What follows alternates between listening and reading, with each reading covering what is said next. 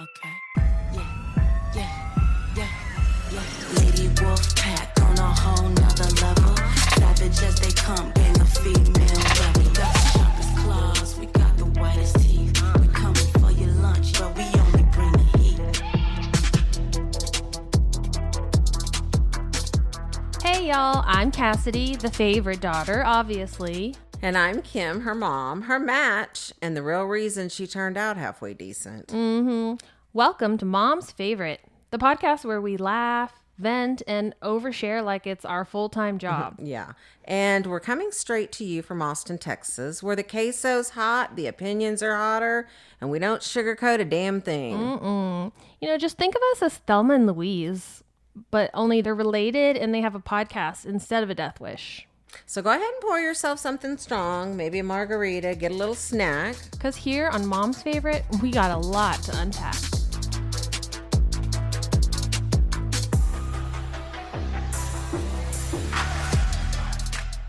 Hello, friends.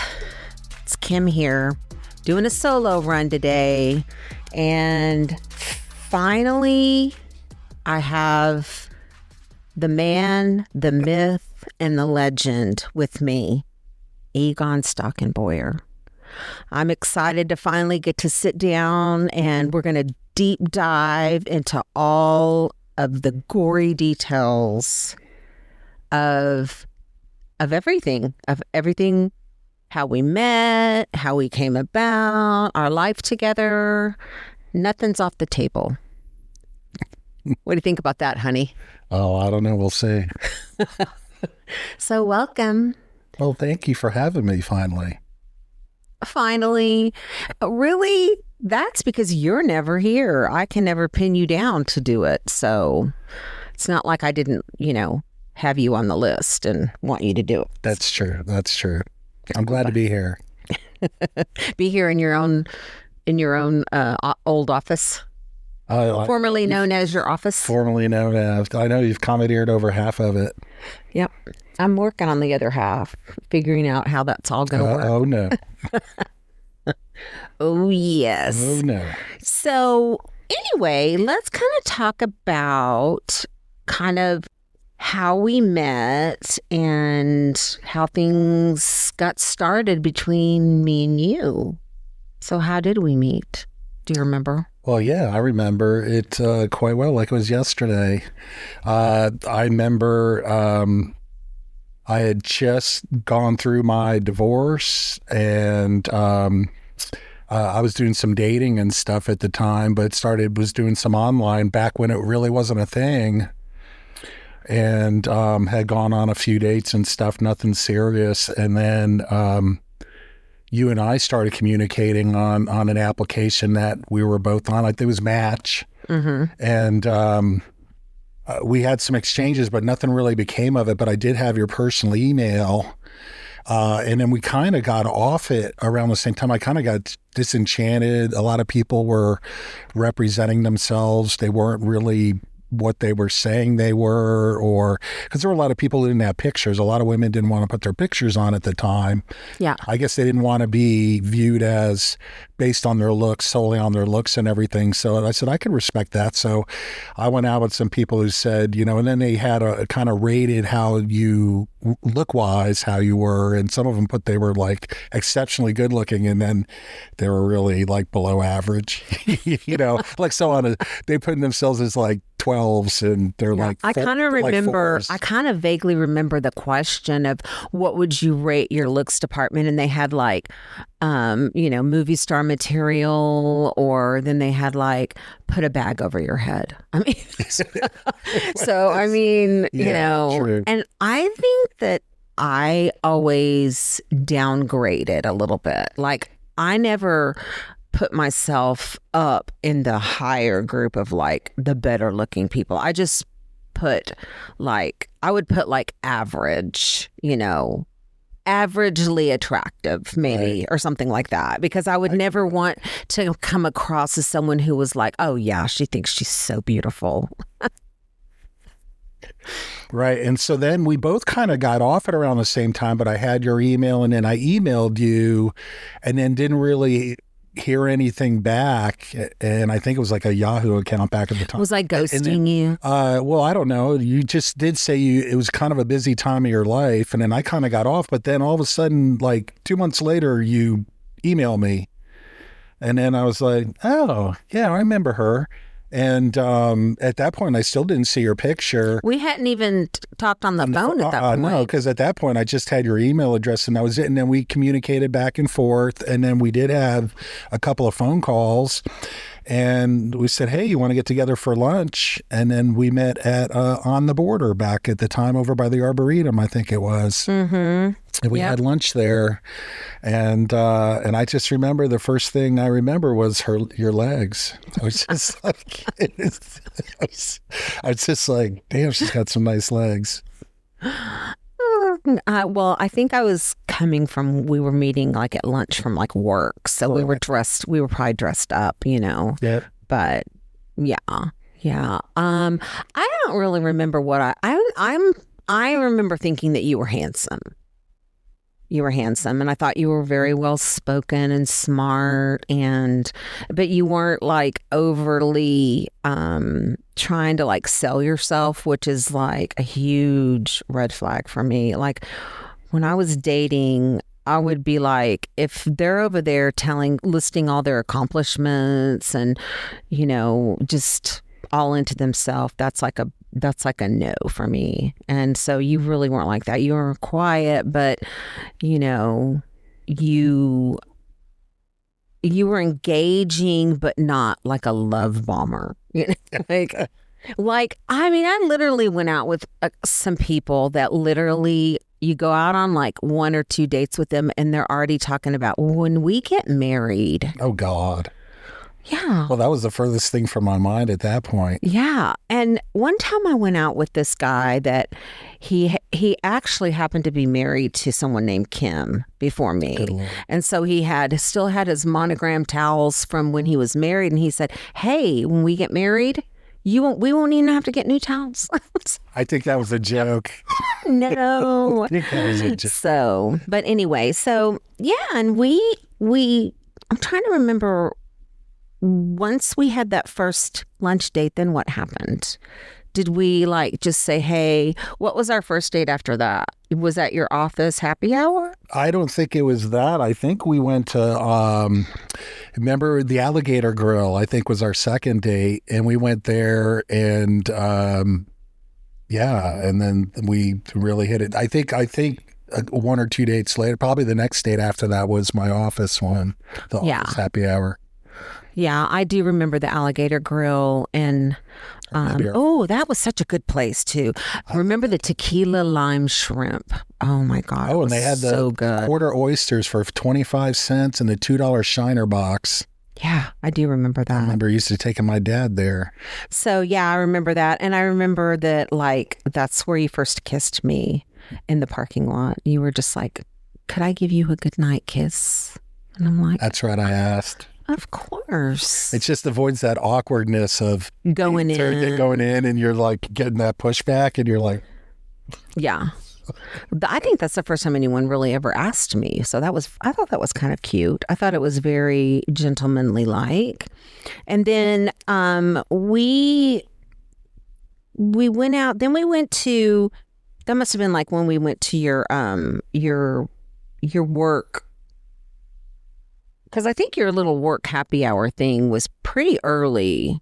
Yeah, it was like right after work out at like 5. And then I think it was just maybe an hour. And then we went off to that little hideaway library / coffee place. The library. That was like kind of off of Red River in like, I don't know, probably 7th or something like that. And it was just a little cubby thing, and we just hung out. And yeah, it was a really cute place. Yeah, it was very cute. And I remember we were making out in the car in the parking lot, and I was like, because you had a smoking body, and I was like, oh, I'm so doing him this weekend. I'd already decided. After that night, I was like, yeah, for me, lucky me. And so, so what did you like think about me? Like, what were your thoughts about me besides she has great legs? I mean, you know. What Well, was your impression? I really liked you, and I thought, you know, and you know, you had Cassidy and everything, and you had been a single mom already at that point for quite a while, so you'd been around the dating pool a bit. So, you know, I was just trying to get to know you at that point, you know, get to know you better and stuff. I thought very highly of you. Because you did date someone else before me that was, remember, that stole your lawnmower? Oh, that's right. Remember that? I saw her at the Home Depot one time, and I tried to, hey, where's my, and she ran around the corner, and then I never. She was hiding because she didn't want to have to give up that lawnmower That was self-driving. that you bought her.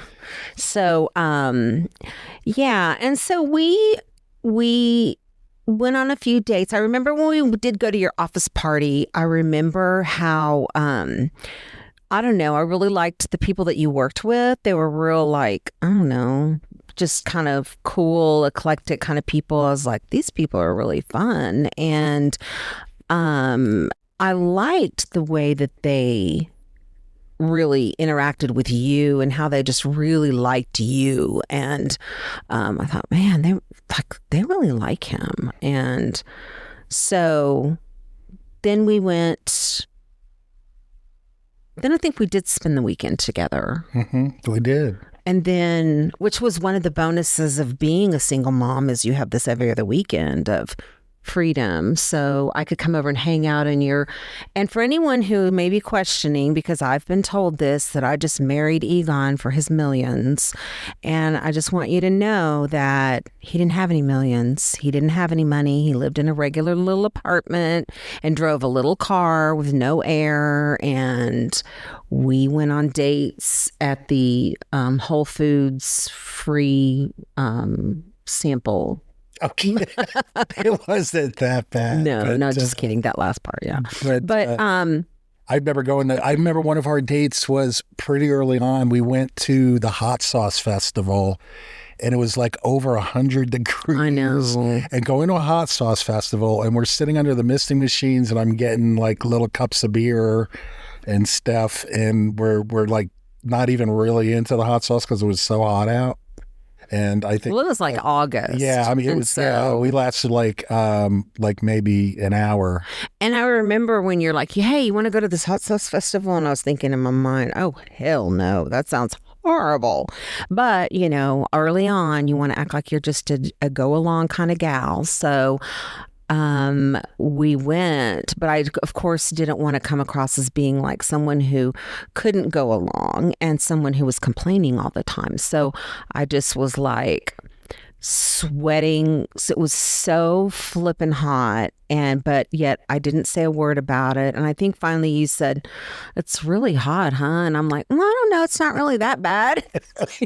You're lying. Meanwhile, we're melting. And so anyway, but yeah, that was fun. I think I got the air in my car fixed at that point. Yeah, probably. So yeah, I mean, we were from, both of us, we were both from very humble means. I didn't have any money, you didn't have any money, and we were just kind of making it. And then I met your mom, and let's see how that goes. So she was bringing you your car, remember that? That's right. So she wanted Egon to marry a rich and successful woman, and unfortunately, he got me. But he got an inheritance, right? It was from an inheritance. She got an inheritance. From her dad, from her father? From her father, correct. And then she gave some money to Jim, and she said, hey, and then she had somebody call her up, a friend whose son worked at a BMW dealership in Palm Beach, Florida, and then said, hey, we had this car. It's only like a month. Somebody bought it like a month later and said it was too small for them, and they brought it back and got him a new car. And so they were discounting it like 10 grand or something like that. They took a beating on it. Not the dealer did, but they said, we're selling it for like 10,000 off. You know anybody? So she just called my mom, and she's like, yeah, my son really needs a new car, and his air wasn't working and all of that. So his sweet mother uses her inheritance She did. on her boys, and she buys Egon's part was this car, and she not only bought it for him, she drove it from Florida to Texas to deliver it to him, which I thought was just so sweet. So she came, and I remember the first time I believe I met Emily at the same time. Yep. Your daughter. And I just remember, and Cass was with us. So it's like that's the correct. whole meeting of this was pretty early on, and we're already meeting with the family. So That's right. and then I remember Cassidy whispering over in my ear and going, "What's wrong with her face?" And I'm like, "Shh." Well, I guess she had just had some kind of like procedure, like Fraxel or microderm or something, where it makes your face kind of red and kind of like on fire, whatever. And it was kind of, your mom was the most beautiful and vain woman. I mean, she took really good care of herself. So she was always doing little procedures. And so she must have just pretty much recently had a little procedure done. But anyway, so we got there, and you guys had already been there for a while. It was hot. And it was hot. And so by the time we got there, which was pretty close to when we were supposed to be there, but by then she wanted to leave because it was just really hot. And so anyway, we didn't get a really good first introduction, I don't think. Because I kind of suggested, well, you could take the car and then I could bring them. And I don't know. She just kind of didn't like me taking her son. And when she just drove that car down from Florida to think that she would be able to drive it all the way back to your apartment. But anyway, so yeah, it was kind of a weird little, it was a weird introduction. That's right. Were you uncomfortable? Was I uncomfortable at that time, you mean? And what was your mom saying what was she saying? I don't think she said a whole lot. Mad. She was mad at the end. She's like, I came all this way, and and then she was pretty mad about, I said, well, I could tuck you in a cab if you don't feel comfortable driving, and she didn't like that. She didn't like that either. But we shouldn't have got there an hour and a half early or whatever it was, right? Because then, but she's like, I'm ready to go. I've had enough, and it was kind of like, God, they just got here 30 minutes ago. Yeah. Because I don't know why we ended up there so early. I have no idea. Yeah. She was kind of a hard person to impress anyway. And I was just like this Texas gal. And what did she say? The only thing you liked about me was I had big boobs or something. I don't know. I don't recall her saying. She did say that because you told me afterwards. You said, my mom said the only thing I like, you like is she's got boobs. Otis. So that was a little bit of a weird thing. But I think your mom and I really, we were okay. We were okay. I mean, I never got the feeling that she didn't like me or didn't, wasn't supportive of us. And she just had her ways. And I think she had it in her mind that she was going to bring you this nice car and you were going to meet yourself a doctor or something. And speaking of doctors, Egon's first wife was a doctor. So I think maybe that was where that came from, that she figured, well, he was already married to a rich and successful doctor. So maybe that's kind of somebody he should. Rich. I'm being a little facetious here. Rich with a lot of student loans. I'm being. Who didn't want to pay him back. But so tell us about your first marriage. Well, essentially, yeah. So we ended up in really going back to how I ended up in Texas to begin with was I had worked for a publisher in Connecticut as a consultant, and they brought me in because they were doing a lot of merger and acquisition work. And so I kind of came in to kind of help them with some of those new acquisitions. And one of those happened to be in Texas, that's how I ended up in Austin. But what happened at the time, because she did a program, my ex did a program in the military, she had to give them 2 years of service. So 2 years was, actually it was 4 years, but 2 years was satisfied through her residency. So she got a salary and benefits and all that. Plus she was able to get her residence salary at the time. It's supposed to go against the student loans, which never happened. Yeah. But then we had to give her 2 years. So we were trying to find a base.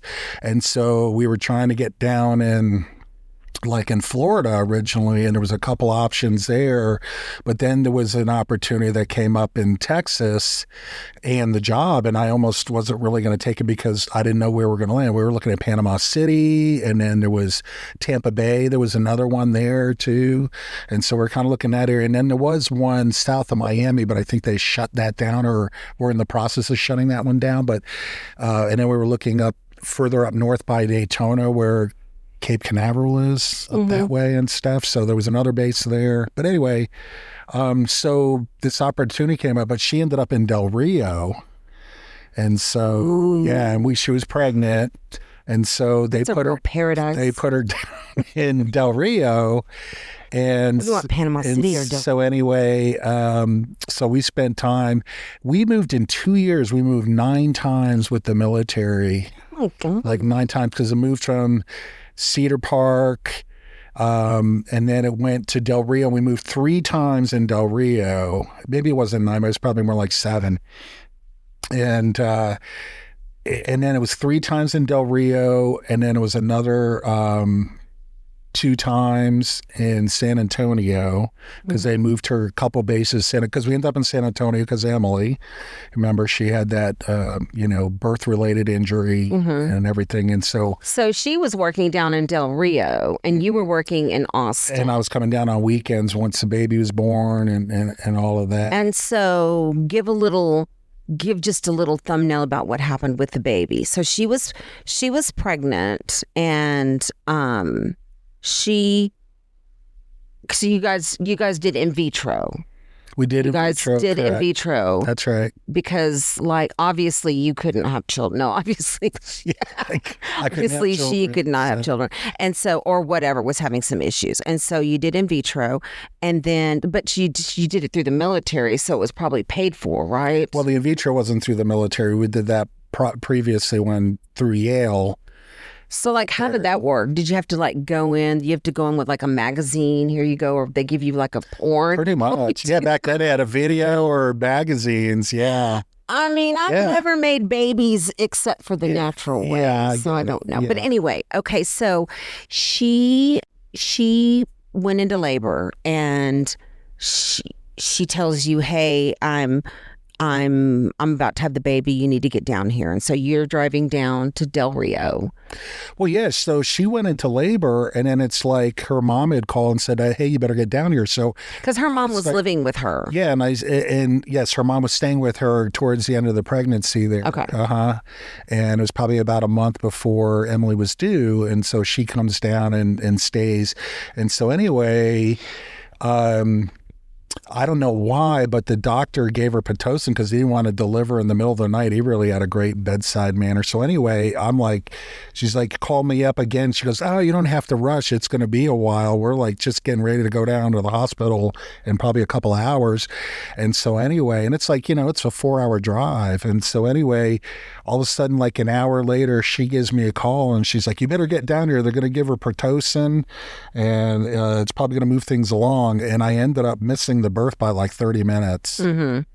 Because they had trouble. They had trouble getting her out, right? So they had to use a vacuum. I don't know if they had trouble, but they used a vacuum. Forceps. That's why. No, they used a vacuum extraction. That's right. Yeah, they used a vacuum extraction, and they tried the forceps, which didn't work. Which is what caused the brain injury. Yeah. So. Or the brain is subdural, basically. But she didn't know. You didn't know about this. We didn't know about the had subdural. The baby, and she was probably hopping mad you didn't make it in time. Oh, yeah. And she'll never forgive you as long as you live. And so then you guys had Emily, and then Emily started having some problems. So what happened with Emily? So yeah, Emily started having some, well, it just kind of looked like abnormal like head growth, and I was on one side of the head, and she almost looked like she had Downs. And so we went and got her tested in the local hospital in Del Rio, and they did a CT scan, and then all of a sudden she started having seizures. And they had done a couple of scans, but so nobody really detected the subdural at that point. And so anyway, we ended up going to San Antonio because that's a better hospital and they have a better pediatric department there. At the military had a better pediatric department. And so they had some specialists and things like that. And so anyway, we go there and a pediatric neurologist saw her and actually did some testing there and goes, this is weird. So somehow something got misread down in Del Rio or either on the base hospital about the growth of her head. Her size was abnormal for how fast it was growing, and he thought something was up. So then he did an MRI, and that's where they saw the brain bleed and stuff. And so then they made arrangements. So then there was But initially they thought that they even like questioned you. Oh, well, yeah, they thought maybe they dropped the baby. Well, because they're saying some of the blood was like old versus new, some was new and newer or whatever. And so, I mean, you don't know what to make of that. Because it's hard to tell with an MRI, technical, until you tap it, you don't know if it's old or new or whatever, really. They're just going based off the tests, right? And it's black and white in a lot of cases. So anyway, they, of course, got CPS involved and things. We were both interviewed. She was interviewed in the hospital at the time. And so anyway, then they did a surgery where they actually went in and they took all the blood, removed the blood, but they didn't have to open up her head. They somehow went in with a syringe or something. So they figured out that this brain bleed and all these problems that your baby was having was caused from that vacuum extraction birth that doctor did. It Correct. Basically caused the brain bleed, and they didn't know that it was there and whatever. And so then what happened? So then they did the surgery, and then her. No, but I mean, then you guys wound up suing.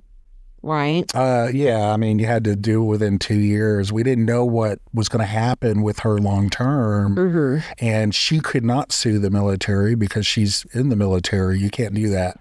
You can't sue the military. Your ex-wife because it happened to my daughter on that because she was born on a military hospital. I have the right to sue, I see. As the parent of the daughter looking out for her best interests. So at that time then, yeah. And it was kind of weird how that whole thing settled because the lawyer representing the federal government, the military, happened to go to law school with the fella I hired, and they settled the whole thing over lunch.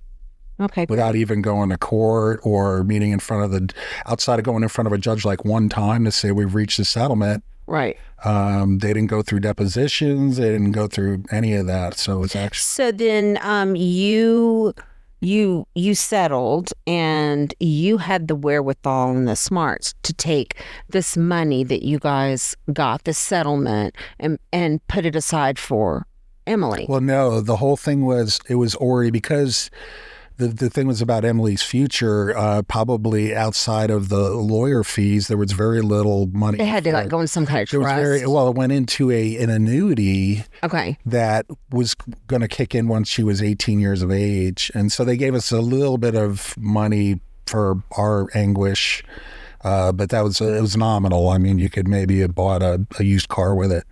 Yeah. Because it went to the lawyer a little bit for us, and then the majority of the money went into an annuity, which kicked in when she was 18. Plus, it provided money for school too every year, and then she would get a check for life, basically. Yeah. That's really smart. That's good. I hope she's living that. And, that's something not everybody has in their life. And to be able to have that safety net. That's a nice fallback for sure. So do you think that having, then she was a doctor, and so she was starting up a practice. And do you think that just the stressors, what happened? What happened to y'all, you and her? What would you say was the demise? I mean, really, honestly. You don't want my real answer. No, I do. I want your real answer. She was a raging bitch. But I am too. So aren't we all kind of? I wouldn't say you're a raging bitch. I'm kidding. I hope. You love hard. I can be, but yeah. You love hard. You're enough. She was very self-centered. She was about, she had this thing of, I'm a doctor, I deserve it kind of attitude. And so she, even if she didn't have it, she would just borrow, and she just kept building up debt and more debt and revolving credit, and didn't care about any of that. And so that kind of, on top of that, and then just, her attitude and stuff she would say, it's just kind of having. Well, and another thing is the two of you, it seemed like you guys were apart quite a bit too, because with her being down there and you being here. Well, yeah, but even after that, I mean, that went on only for a year and a half, and then we ended up in San Antonio when we were together. So really the Del Rio thing was, actually that was like maybe a year. And so then we ended up being in San Antonio, but I put like 140,000 miles on my car in like 2.5 years, something like that. Crazy. It was crazy. And then we ended up in San Marcos after she got out of the military. We ended up in San Marcos, and she started her practice and everything. And so I guess it just got to a point where she just had enough, and she just said, I want a divorce. And I do remember you telling me that you had a very long divorce process, that she didn't make it. Oh yeah, because I was paying her health insurance, and my lawyer at the time said, oh, hey, don't cut anything off. It can get ugly, and just keep paying. And I was, back then, the out-of-pocket I was paying out of my check every month was like $300.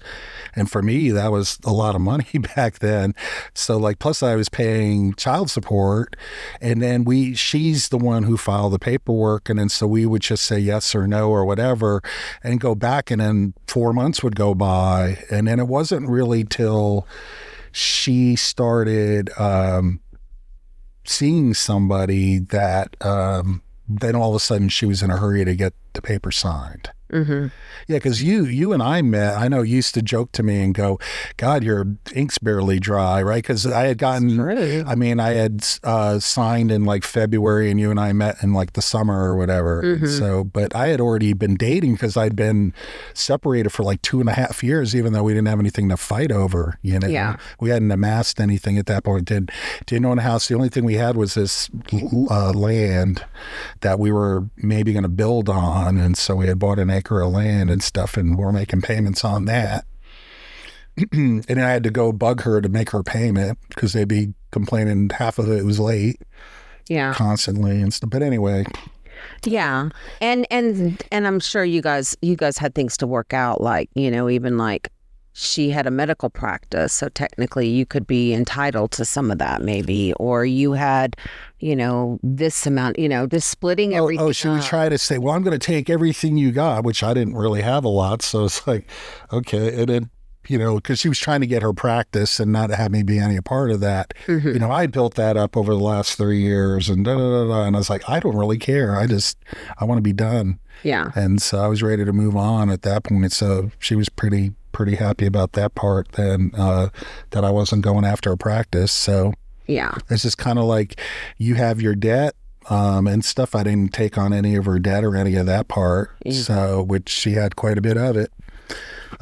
So it's kind of like, yeah, you take your debt, you have the practice. And so can you be responsible for someone else's student loans if they had them before you were married? Not student loans or debt. The debt is only based on what you've accumulated during the marriage. Okay. That you would be responsible for half of it. Yeah, I do remember I had a little small student loan too when we met. You did? Yeah. You were borrowing to go to school, and then, yes, I did pay that off. You did pay that off, yes. I know. So, it wasn't. So I remember like when I first met you, and Emily, and one of the things that I really did love about you is you had a daughter and you were a good dad. It's, I liked the relationship you had with her, and but I noticed pretty quickly how raging crazy your ex-wife was. I mean, she had so much rage for you, and I don't really know why, except that usually means someone's hurt. They've got hurt feelings or whatever. But I mean, I had an ex-husband too, and I mean, I didn't care much for him, but I certainly didn't rage hate him, and I didn't, try to make his life a living hell. Like she literally, I mean, honestly, you and I almost did not even get married because of that, because I was scared to get involved with the things that she was doing and how she just seemed really unhinged. And also, not only that, it's like every weekend when it would be your turn to get Emily, it's just the drama all associated around all of it was so stressful that I was like, this, I don't know. I mean, I was single for a long 10 years. Do I really want to sign on for this? I mean, really? Well, and at that point, I think you were pregnant with Jake, right? Yes. So, but I mean, obviously we had a kid together, but I mean, we were having a kid together, but then it was like, oh, I don't know, because I mean, she was just, I was really, honestly, you want to know something? I was honestly kind of scared, because that whole thing where she called CPS on us and reported both of us. I think Egon was like being abusive to his children. And then I was like complicit in it or allowing it to happen or whatever. And they went and pulled Jake out of school. Remember, they went to his PPCD class, and I was like, they pulled him out and like were like looking him over for marks, and I was like, this is not my life. I'm not a CPS kind of person, and I felt like she could make up anything about us. And it really scared me. I was afraid that she would say, like, I don't know, you molested your daughter, or because I think she would have said anything at all to harm you. Why was she so angry at you? I have no idea. Did you cheat on her? No. No, I mean, I know you didn't. And I know you didn't. You're not a cheating kind of guy, but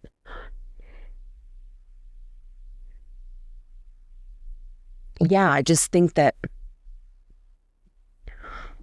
she just had a whole lot. She had a victim mentality, but of course she had a lot of anger towards men in general, though. She had a lot of stuff that went with her dad, I think, that it came down to, because I knew she had a lot of issues with her pops, because he ended up leaving the family, and a lot of the financial burden came down on her, even though she wasn't really making a ton of money. She's doing better than anybody else in the family at the time. So it was kind of, a lot of that fell on her. Yeah. Of keeping things afloat for them as well. Yeah. Well, and then on top of everything else that was going on, she sued us. Remember that? That's right. That fun little time we had. Oh, for the embryo storage. Yeah. So you want to kind of elaborate on kind of just like, Yeah, so basically she was trying to get custody of the eggs that were still in storage, and I wasn't paying any of the storage bill. I was like, they shouldn't even be there. So these are like fertilized These are eggs. fertilized eggs. So these are babies waiting to be storage, born. in frozen storage someplace, and it's about $1,000 a year to store those things. And we weren't going to have a kid together, but she was trying to get custody of those.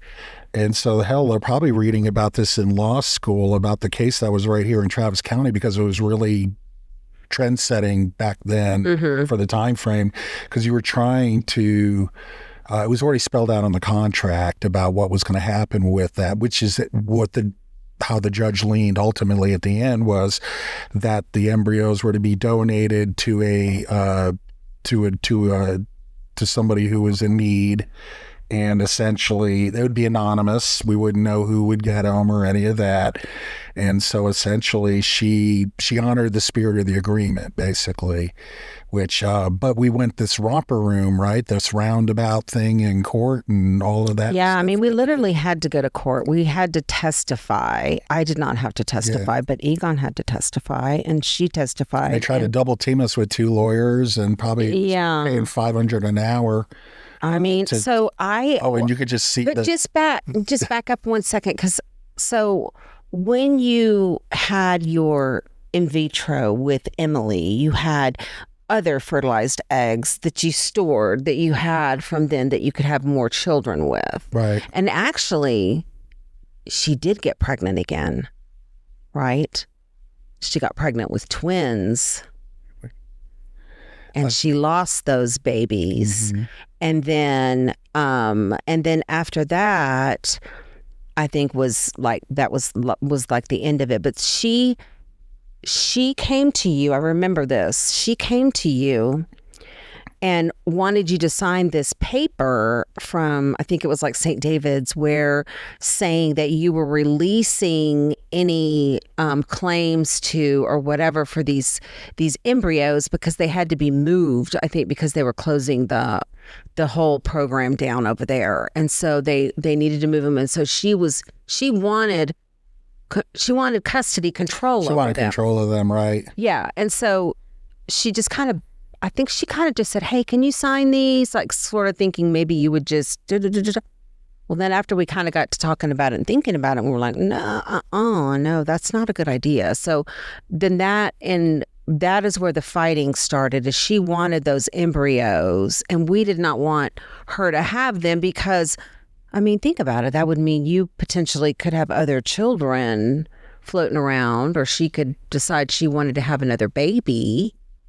You know, she was not young. She was older than us. Right. So, well, and actually, I think the judge brought that up in court. Well, there could be another me running around, you know, because those embryos were donated to a family. And so, and maybe if any of them, because usually lose like half once they take them out of freezing. So there were 6 or 8 of them. So the contract said basically either, I remember it said either destroyed or donated. In the event of divorce. Yeah. And so thank goodness for that. Thank goodness you guys had that. I'm sure they make everybody do that. Absolutely. Because that's they a don't common want to run thing. into that issue. And so she did not get the embryos, and you know, I don't think was kind of a person that liked to lose or anything. So it didn't help the cause of the anger that she had. And oh no, matter of fact, I remember the judge, he leans over to me and he goes, "You were married to her?" Oh my gosh. That's crazy. And I just look at she did come across as very unhinged on the stand. Yeah, I mean, and that's what I told you before you went up there. I was like, look, you don't have to say anything, because she's going to hang herself, because she just sounds too crazy to be real. And so you just sit back and let her just do the work herself. That's exactly what she did. Yeah. That's exactly what she did. Yeah, so it all worked out in that sense. But I think there was a lot of damage done. Emily got caught in a lot of crosshairs of a lot of rage from her mom. And I don't know. I mean, I don't think that I never felt like you had rage towards her. I don't know. You know, just wanted to be done with all of it. And, you know, it's unfortunate because you have this daughter that, you know, you haven't been able to have a relationship with, and now she's a grown woman, and in her mind, she has ideas about, you and me. And, I think it's sad because I think that the ideas that she has about us and our family, our whole family, all the Stocking Boyers, I think are very much jaded by the hate that her mom had towards you. And, it was ugly. I mean, I don't have to go into all the details of all of the, just if you can imagine some of the worst case of, the fighting back and forth with the kid, and just all of it was really stressful. It was really stressful for everybody. And I'm so glad all that's over. Well, yeah, it was over a long time ago. That was over a long time ago. But yeah, it was very hard. But meanwhile, we were chugging along because once we hooked up, I feel like we sort of got on this path of like building a family. That's the way I felt. And I felt like you were gonna get us there. You were gonna take care of things. You were gonna, you were kind of going places. And once we figured out that you were underemployed with your job and got you got where you wanted to be. And I think really what got us going was we drank the Kool-Aid of Robert Kiyosaki. I think so too. Yeah, it was about, being in your own business, and then trying to, build, he's a big real estate guy. And of course, he's huge on gold now. That's all he talks about is gold and silver. He has for a number of years, but he was big back then in a real estate. And so that's right. I remember Cassidy was at a dance competition, and she was going to be there. I think it was like 2 days. And so Robert Kiyosaki was in Dallas, and she was over near Dallas also, I think, nearby. And so we popped over there for the day and then went in that evening and then saw them. But we went like the whole next day to the competition. But yeah, we went to all those breakout real estate sessions, and that was very well attended. It was That's fun. a really good book. And it's, if you haven't read Rich Dad, Poor Dad, it's a really old book. It's been out a long time now. But it's really a good depiction of being your own boss, being your own leader of your own family, being kind of, I mean, nobody's totally the leader, but I mean, not relying on a corporation to take care of you and your family. And I think when you were working for IBM and a couple of other companies that you work for, and it seemed like every 6 months there was these rollbacks or reorganizations, or and it was very about the stressful. Quarterly results. Yeah, especially the publicly traded companies I worked for, they were all about the quarterly results, and then figuring out a way to, hey, if like the company I was with that we went out with all the staff people, they figured out a way to cut out a whole department, Right. So they took out the accounting and fulfillment, and they shifted all somewhere else and rebranded everything. And then they wanted me to move up to Secaucus, New Jersey. And I was like, oh, hell no. And so anyway. Yeah, so we decided that we wanted to get out of the rat race, that we didn't want to be part of the rat race. We didn't want to work hard for someone else to be sitting up there getting rich. And so we drank the Kool-Aid, we drank the Kiyosaki, and you started doing, I mean, we're talking grassroots guerrilla marketing here, door-to-door hangers. That's right. Knocking on doors. I mean, I wasn't knocking on doors per se, but yeah, really it was, I know just even on our own neighborhood, we figured out a cheap way to do all those flyers, and we did those, and then had the kids like going up and down the street, putting them on. I would go to a street, and then even where I was at IBM, I'd go out at lunchtime and I'd do door hangers during lunch for 30, 45 minutes. And it literally started one client at a time. Pretty much, yeah. That's exactly how it started. One client at a time. And I think Jake was probably, like a year or two old. too, maybe.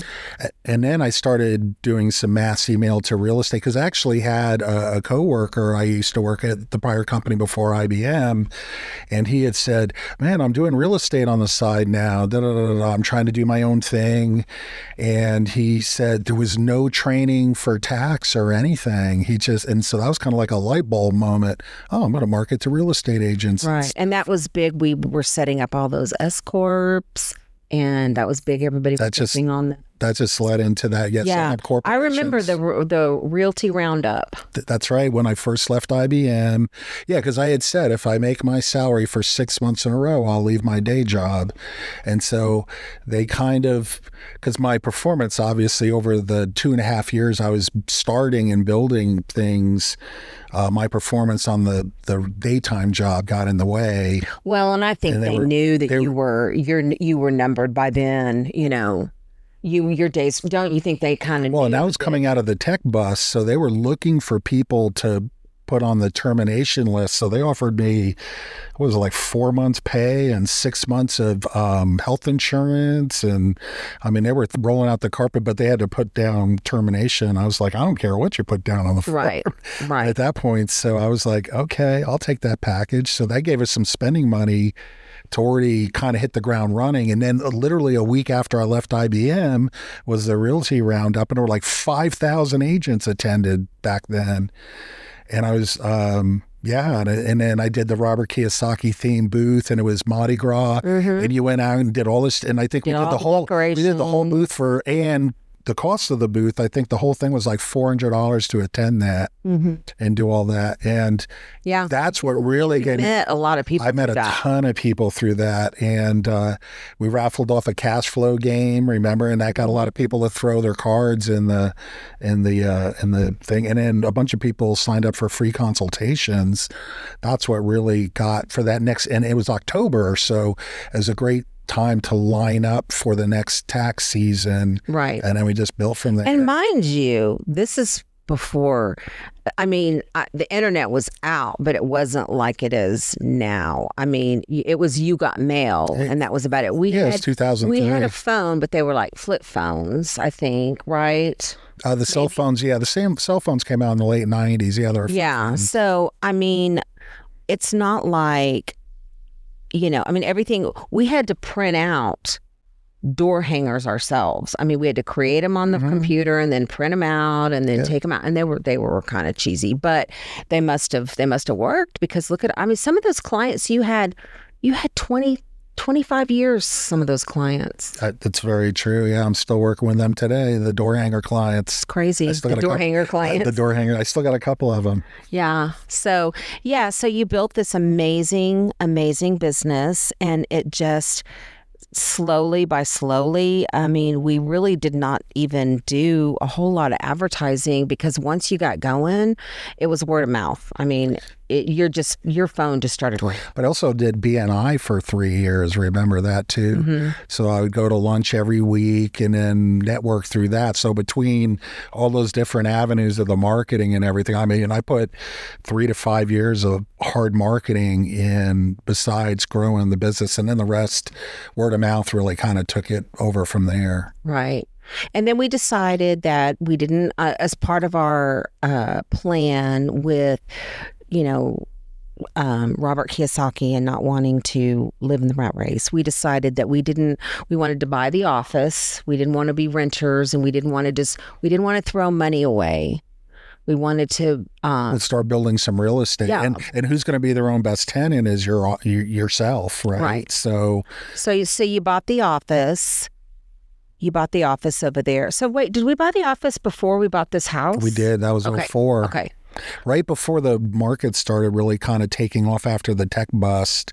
It was just starting to come out of it. And so, and a client came into the attorney's office. I was subletting through him, remember? Yeah. Henry, who ended up becoming my roommate for a number of years, for like after we got the new office. Before we had the office, you were doing Starbucks, you were doing anywhere, anywhere, having meetings out in public. And then Henry let me use his office 2 or 3 afternoons a week. He let me use it, and so that worked out pretty good. And then we just decided, we gonna have to just bite the bullet because you really needed a place to meet, and we bought the office, and which was really smart. It was a really good investment. Mm-hmm. And it was a leap, but And the weird thing about that property was it came to me in a dream of having a little. When we were thinking about getting an office, I was like, it came in a dream, and it was about that street. It's just a little house with a couple of rooms, a couple offices, and like a main area, like the perfect setup we have now. And then a client of mine came in over to Henry's office and said, "Hey, this looks like it'd be a good property for you." And she goes, and I go, "Where's that?" And she goes, "It's on Koenig." And she goes, "I love that street. It's got all those little," and it was weird. It was like I saw that in a dream, and it was being gutted and totally remodeled and everything. So it was like we were able to pick out colors, and they redid all the flooring, and they put, everything was all new AC, new roof, the whole shebang. Yeah. And so it was. We got that place for a really good price, and it's really gone up in value. I mean, it was one of the smartest things we did on the finance front, I think. And so you've been working and paying off that office, and so now we have this great place over there, and we don't really know what we're going to do with that yet, but maybe I'll move in over there. It's a great location. Well, yeah, Brentwood is just amazing, and it's cute. It's a cute place. I really like it. I'm glad that whole area has been really built up in a lot of tear downs. Plus, it's such a good location because being central. Because we looked at places like down here. Remember, we looked at South, and then before we really decided on that place, and I'm glad that we decided on that place because it was very much better located. Yeah, and then it was funny, the commercial developer who also had flipped that house to us and the realtor, they both became my clients. Yeah. One still is. It's funny, the full circle of life. Oh, I know. I mean, Austin really is a small town. It's gotten huge in the last few years, but prior to that, it really was a small town. I mean, everybody knows. I mean, you probably experienced this a lot with people. You're talking to somebody and they're like, "Oh yeah, I know him," and everybody is like, what, the sixth degree of separation. Yeah, it's just for as big of a town as it is, it's got the small feel, especially when I've been here 30 plus, so since 93, so you end up hearing a lot of people and then in the industry and things like that, and so then we had bought. We first got together, we lived in my little duplex, which was not going to work because we didn't have enough room. And we had just had a brand new baby. And we wound up finding a pretty good deal on a house. And we moved into a house. It's a FSBO. A FSBO. Yeah, FSBO. For sale by owner. Yeah, we did. We don't know what FSBO is. We were really fortunate in our houses, I have to say. On all of our houses. The lake house, the jury is still out on that one. But everything else, I feel like we've done a really good job. And so we've moved into the other house over there, and we were there a few years. And then that's when we realized that Jake was not developing exactly. He wasn't talking, basically. And I mean, I think he was pretty happy, pretty good baby all the way around, but he was just not talking. And long story short, he got diagnosed with autism, and the school that would have been our homeschool did not have the early childhood intervention program that he needed. And so back then they didn't have it at every campus. They only had it at maybe 3 or 4 campuses. And so they were putting him over at Kiker. And once he was at Kiker, I was like, wow, that I have to make sure that he stays there, because I loved everything about the school, the staff. I felt like it was so good for him. So, of course, then after, I think we'd only had our other house, maybe about 3 or 4 years maybe. At that point. And then I was like, well, I think it's time that we find our dream home. And what'd you say? Yeah, because we got in that house in 2000. We ended up moving here in 2006. So we've had it like 5-6 years at that point. Okay, good. Yeah, well, I'm glad to know that I wasn't. But the main thing, the only reason that we moved was because we wanted him over here in that school. I did. That's the only reason why I wanted to move. So I had been driving around this neighborhood over here and really fell in love with this house. I mean, I found this house and I came home and told you, oh, I found our dream home. I found our house. And so that's right. And it wasn't even technically on the market, but it had a lockbox and I think a sign yard, but it wasn't listed yet, correct? Yeah, it had a for sale sign in the front. And actually, I actually looked at the house next door to us. That one actually, I was able to go into, and because I think I snuck over there and it was empty, and I think I went inside there and looked in that house. Oh, and it was. So I was looking in that house, and that one was on the market. That's right. And then like a week later, this house had a for sale sign on it. And I was like, oh, what? And of course, I was snooping all around here and I'd walked all around the back and saw the looking in the windows and everything. And just kind of felt like, okay, this is it. This is our house. We have to get this house now. And we had to jump through some hoops to get it because we didn't initially get it. And that's right. We were not the highest bid. And it came down in the inspection where they had like a 6-page punch list of items that get fixed, and the buyer wanted, and they were like only like 10,000 over us. And that was a lot back then. That was 10,000 was probably a lot. Yeah, it wasn't like before where people were bidding 150, 200,000 over asking, right? So, right. This was 2006. So he came back and said, and we had given up on the house emotionally and everything, right? And well, they told us that you didn't get it. Yeah, right. So we exactly. knew we gave up on it. And then he comes back like 2-3 weeks later and says, "Will you guys take it for that same price and for the asking?" And we said, "Yeah." And so, well, I'd rather work with you. And so and so we just it was meant to be. It was meant to be. It totally was meant to be. So I just yeah. So, and the house was trash. I mean, it was like witness protection program. It had rats because they left open things that allowed rats and mice to enter, and we had to get the pest control. I mean, there were so many scorpions in here, and they left all their stuff here. That's so right. It was like a bomb went on, like they were in the witness protection program and had to leave. Yeah. So and it was still the Dodge Viper sitting in the garage in the Harley. Remember that after we moved?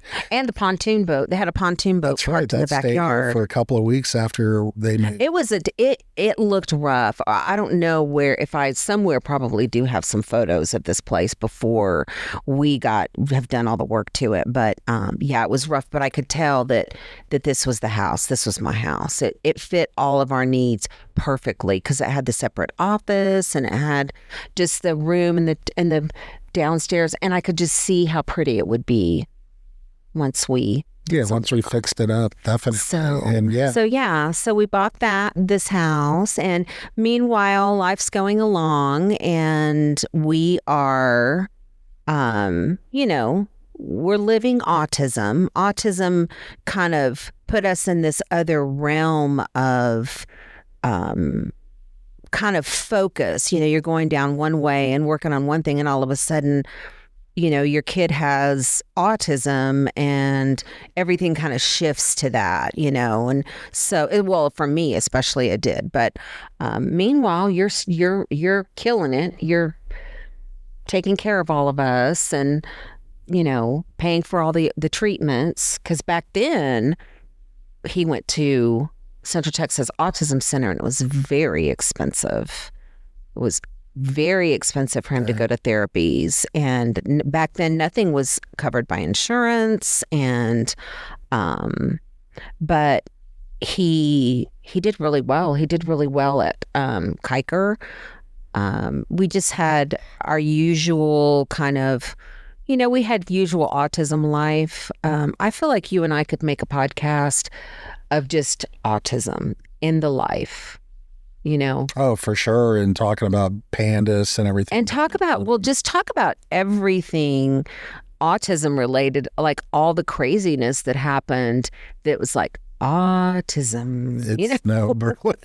We could get Steve, Adrian, and myself in here, and so we did connect with other autism families, and that really helped us a lot. We have forged some wonderful friendships, even to this day. We're still friends, and our kids are all grown up and adults now, but autism in itself is just kind of its own little society a little bit. And because these kids are so complicated and so behaviorally not appropriate that most of us can't even take them anywhere or can go very few places. And so we kind of have to stick together to, really understand,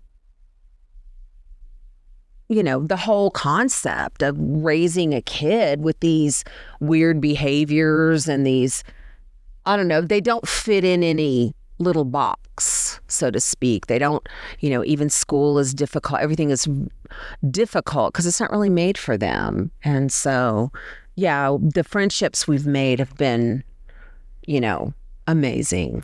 Well, and for the boys, I think that's where the camping really helped, because they could be themselves when they went on campouts. And generally, the other people in the YMCA groups that were there were pretty accommodating to everybody.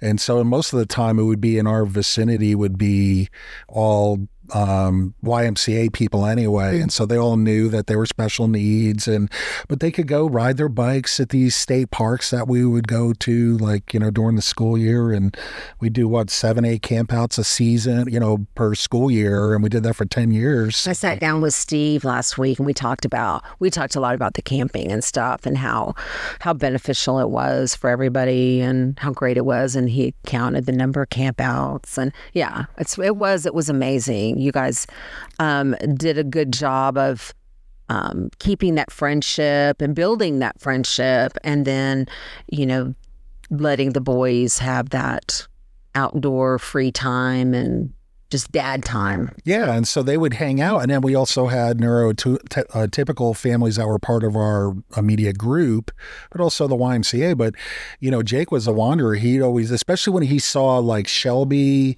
and some of the other neurotypical going from different campsites, they would see them going to other YMCA campsites and talking to people and things.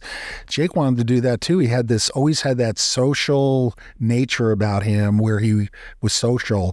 And then he thought, oh, that's what I do. I'm going to go over to that group and I'm going to go introduce myself, and I'm going to, which is like, man, put that kid in sales, It's like, if he could get past, hey, what's your name? Ezekiel. Right.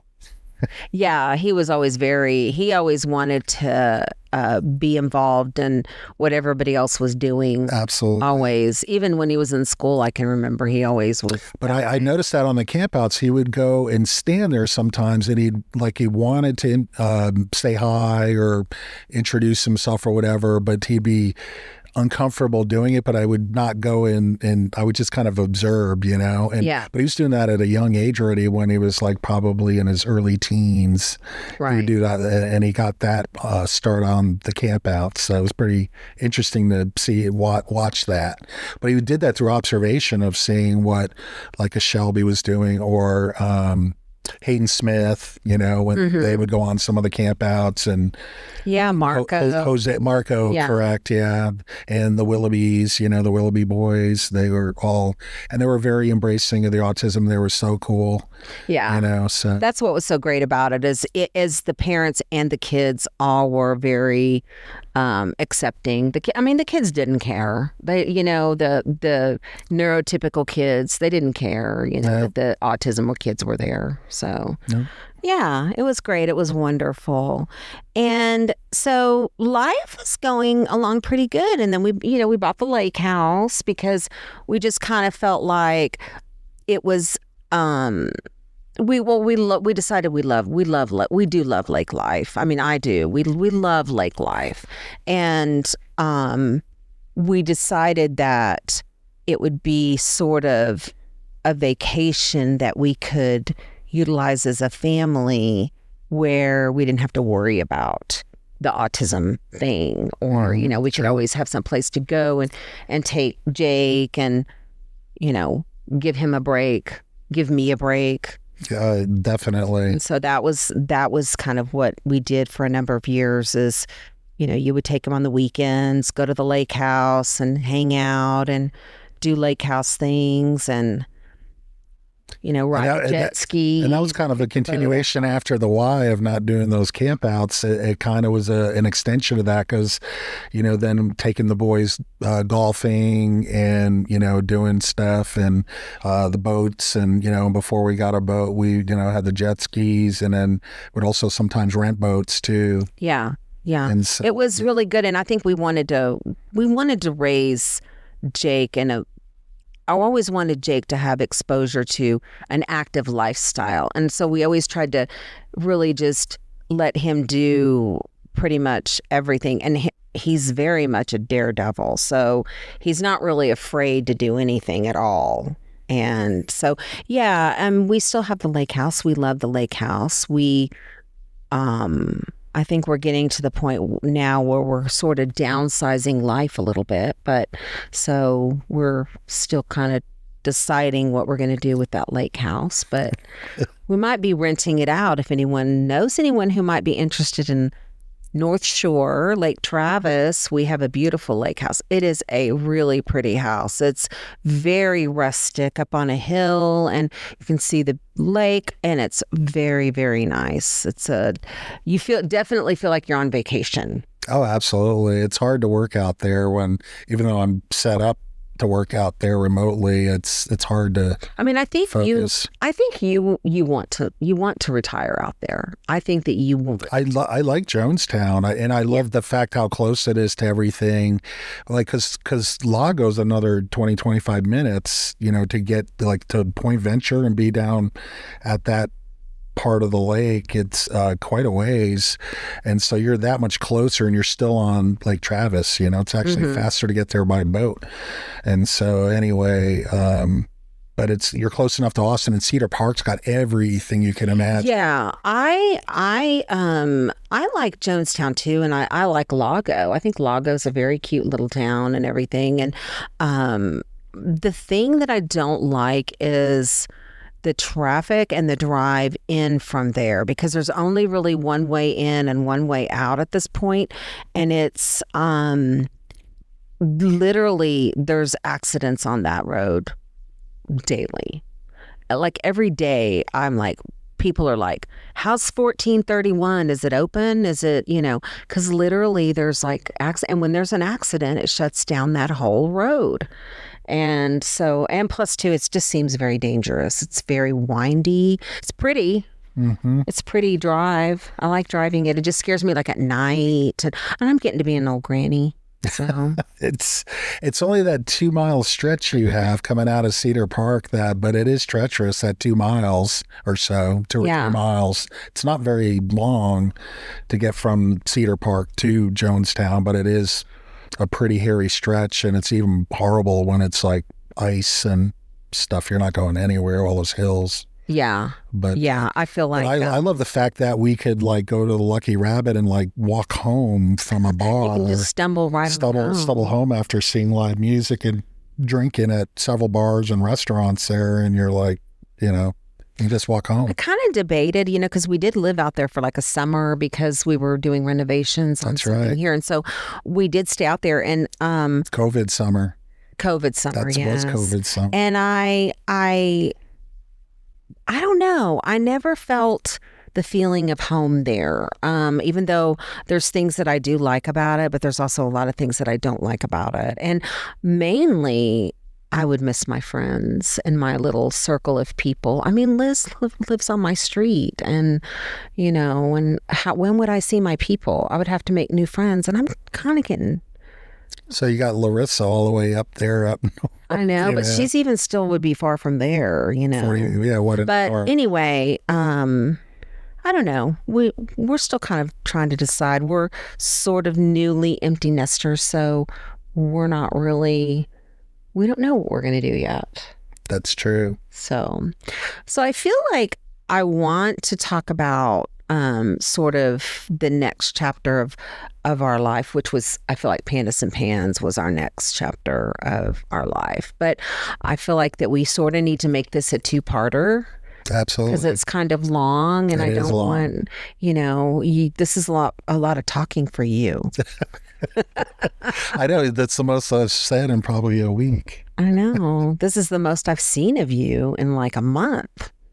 But yeah, I think we should do a part 2, and we'll go into some more details about, some of the things that we've been dealing with over the last 10 years.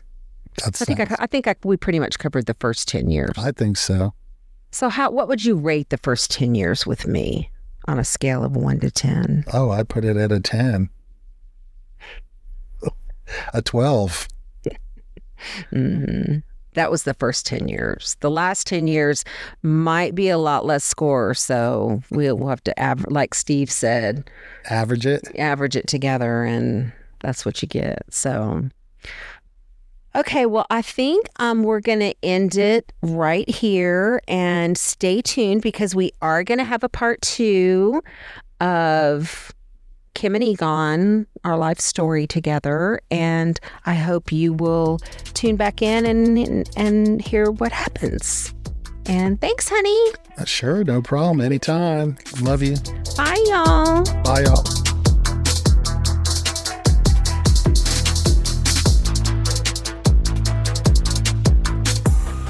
All right, MFers. Clearly, we underestimated how much content 2 people can accumulate when they've built a whole life together. Apparently, Egon and I do not know how to tell a short story. So if you're sitting there thinking, wait, what about this? Don't worry, we're not done yet, not even close. Part 2 is coming, so stay tuned. Make sure you're subscribed, and we'll see you back here next week to finish the saga. Love you, mean it.